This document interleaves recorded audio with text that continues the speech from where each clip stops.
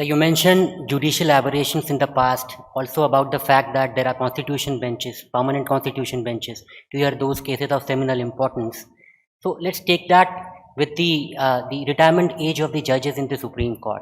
I mean, not to say that you being there and there is a year left for you to retire, but I'll still ask this question: that do you think that, given the fact that we have these cases, and also given the fact that we have judges from different high courts getting appointed to the Supreme Court, they need some time to adapt, and they also need some time to hear those important cases? Is 65 too young a age for a Supreme Court judge to retire? And should there be a fixed tenure?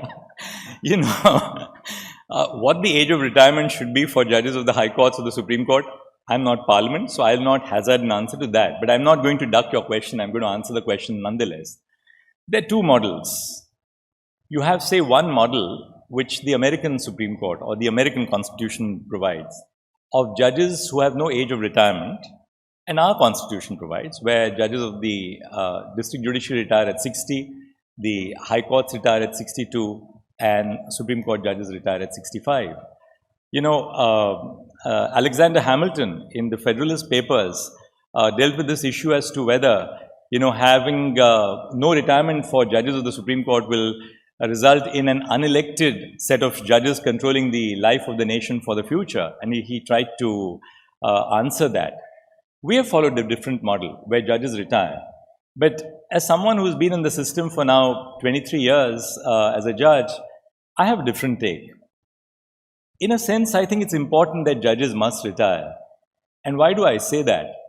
Because I think it's too much of a responsibility to cast on human beings in terms of their own infallibility by postulating that they shouldn't retire from office.